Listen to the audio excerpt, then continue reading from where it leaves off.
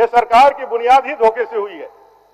ये सरकार ने अपना घोषणा पत्र में ही धोखा लिखा है। इस सरकार ने जो 2019 में अपने लिए बहुमत हासिल किया, इस सरकार का एक प्रबल नारा था, वो था प्रत्येक बेरोजगारों को प्रतिवर्ष 5 लाख रोजगार देना, नौकरी देना, सरकारी नौकरी देना, और नौकरी ना मिले तो 5,000 और 7,000 का बेरोजगारी का भत्ता देना।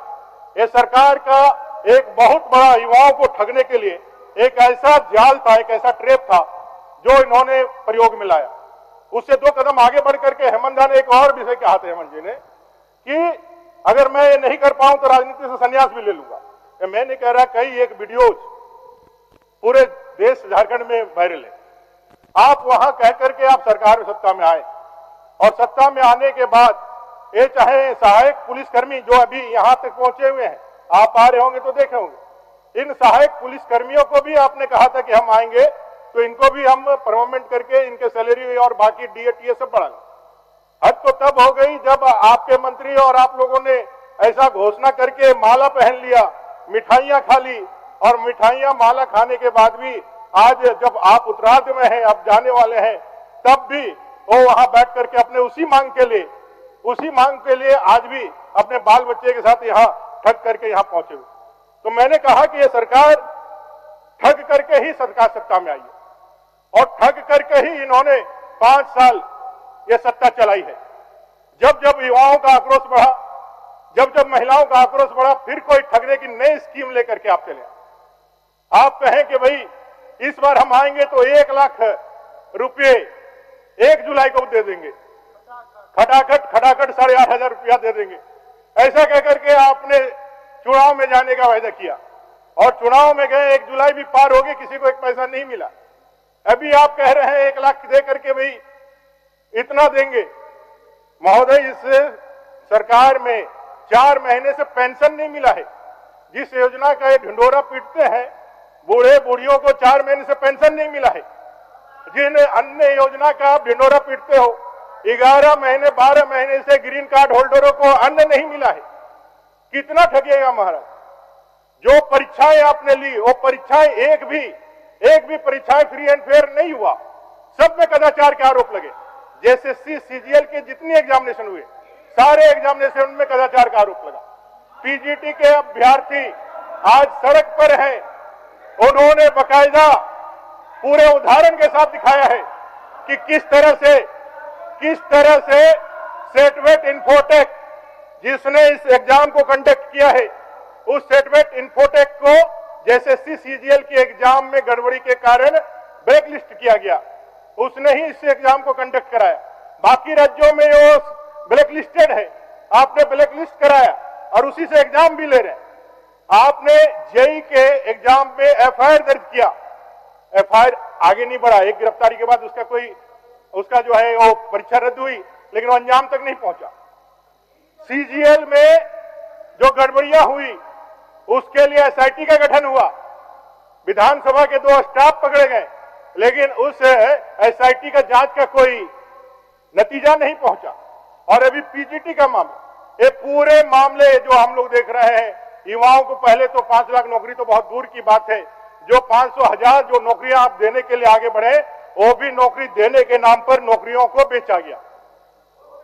सारे नौकरियों को आपने बेच दिया, सारे एग्जामिनेशन आपने बेच करके जैसे सीजीएल के चेयरमैन को इस्तीफा देना पड़ा, बावजूद इसके भी आपने उस जांच को पूरी तरह से एकदम ठंडे बस्ते में रख दिया। क्यों?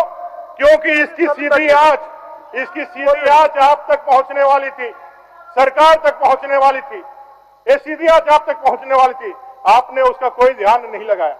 कई एक अनुबंध कर्मी हो, चाहे पोषण सखी हो, चाहे और सहिया कर्मचारी हो, वो सारे लोग ठगे हुए महसूस कर रहे हैं।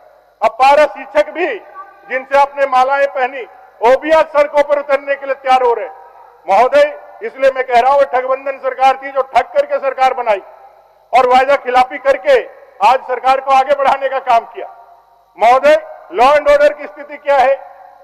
कल मुख्यमंत्री जी जगन्नाथ मंदिर में रथ पूजा कर रहे थे, विधानसभा का सत्र आहूत था, और 500 मीटर के दायरे में दिन दहाड़े एक पार्षद को गोली मार दी गई, दिन दहाड़े गोली मार दी गई।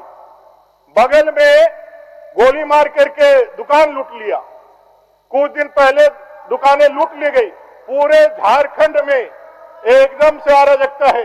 लोग कह रहे हैं ना महाठग रिटर्न, अराजकता ऐसी कि अब जंगल राज को भी लोग अब उपमा देना नहीं चाह रहे, इतना गंदा तरीके से यहां स्थितियां हो गई है। और ये सारा जो हम लोग गए वहां पे सारे लोगों का एलिगेशन प्रशासन पर है कि प्रशासन के कारण उनके संरक्षण में सब चीजें हो रही।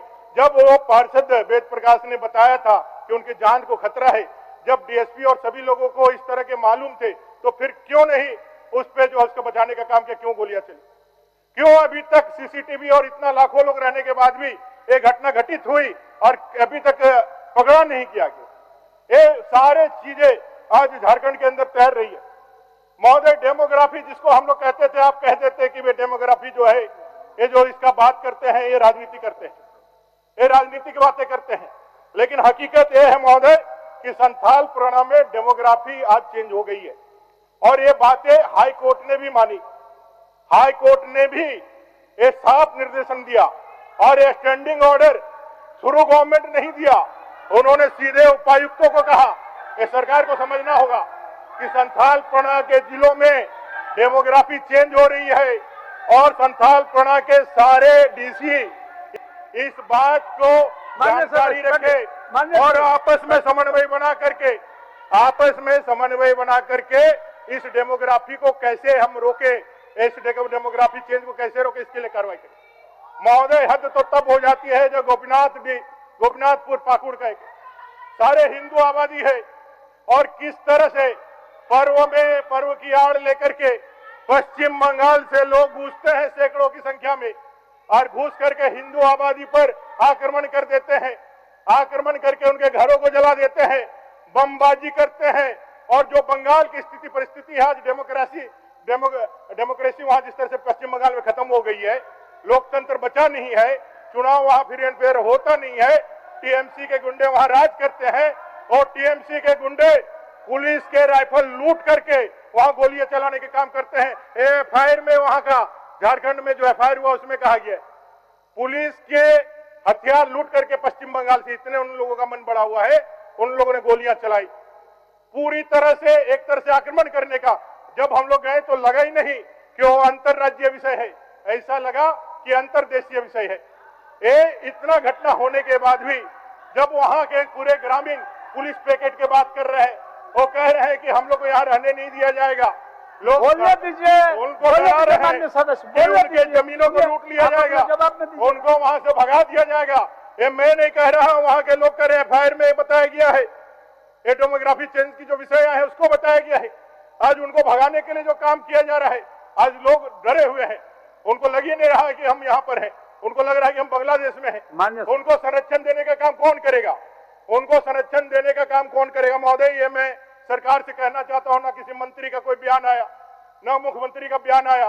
वो इतने हतोत्साहित थे, उनको लगता था कि हमें अपने जमीन से कहीं उद्वास्तु कर दीजिए, कहीं दूसरी जगह ले जाइए। ऐसे ही अगर हिंदू भागता रहा तो बंगाल की खाड़ी में भी उसको जगह नहीं मिलेगा। महोदय, ये डेमोग्राफी चेंज को लेकर के इस सरकार के पास क्या जवाब है, उनको देना चाहिए। हूल दिवस अभी मनाया हम लोगों ने, माननीय मुख्यमंत्री जी गए वहां। 1855 में सिद्धू कानू ने 50,000 लोगों को वहां भोगनाडी में एकत्रित किया था, आंदोलन की बिगुल फूकी थी अंग्रेजों के खिलाफ, अपने परंपरा को बचाने के लिए, अपने आदिवासी अस्मिता को बचाने के लिए, अपने जल जंगल जमीन मां बेटी रोटी को बचाने के लिए वो आंदोलन किए थे। उस समय 50,000 1855 में। महोदय, वो भोगनाडी में जो सिद्धू कानू जी का जन्म स्थली है, उस भोगनाडी में अब 7 परिवार ही आदिवासी बचे हैं, बाकी सारा परिवार चेंज हो गया है। भाई, जब आदिवासी बचेगा नहीं तो आप किस आदिवासी अस्मिता की बात करेंगे? महोदय, 1951 में हो गया, 1951 में संथाल परगना में 44% अब हो गया, 45% आदिवासियों की आबादी थी, हो गया। मुस्लिमों की आबादी 9% थी। अमर बाबू, हो गया। 2011 में जो सेंसस है उसमें अमर बाबू, आदिवासियों की आबादी 44% से घट करके 28% हो गई। मुसलमानों की आबादी 22% हो गई। चलिए, आगे 10 साल में भी यदि होगा तो मुस्लिम आबादी आदिवासी आबादी के साथ जुड़ जाएगी। महोदय, वो आदिवासी जा कहां रहे हैं? लैंड जिहाद, लव जिहाद, अब तो वोट जिहाद भी आ गया है। अगर आप ये सरकार जो आदिवासी हित की बात करती है, अगर इसका संरक्षण नहीं करती है, अगर उनको बचाने का काम नहीं करती है, माँ बेटी रोटी बचाने का काम नहीं करती है, हकीकत में सिर्फ बोलने से नहीं होगा, कथनी और करनी में अंतर नहीं करना होगा। आने वाली पीढ़ी आपको कभी इस बात के लिए जरूर जवाब मांगेगी और अपने को माफ नहीं कर पाएगी कि भाई हमारे लिए हमने जिसको खड़ा किया, जिस पे विश्वास किया, उसके साथ क्या अत्याचार किया, क्या अन्याय किया। महोदय, ये सरकार भ्रष्टाचारी सरकार है। कि आपकी उंगलियां भी बरतेंगी। ये देखिए सर, A1 क्वालिटी का सीमेंट लगा रहा हूं मैं।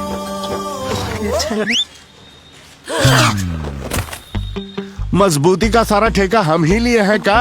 अरे बॉडी विदाउट स्ट्रॉन्ग बोन किस काम का? देखिए, मजबूत घर चाहिए तो अच्छे सीमेंट के साथ अच्छा सरिया भी लगाइए, तभी तो ऐसा घर बनेगा जो पीढ़ियां बरते। तो कौन सा TMT लगाएं? अरे एक ही तो है, भारत का सबसे भरोसेमंद Saluja gold TMT bars. Extra strong, higher earthquake resistance, flexible, better bonding with cement और सालों का भरोसा। निर्माण में मजबूती चाहिए तो अच्छे सीमेंट के साथ लगाइए सिर्फ सलूजा गोल्ड TMT। अब सही पकड़े हो कॉन्ट्रैक्टर बाबू। सलूजा गोल्ड TMT बार, मजबूती सब कुछ है।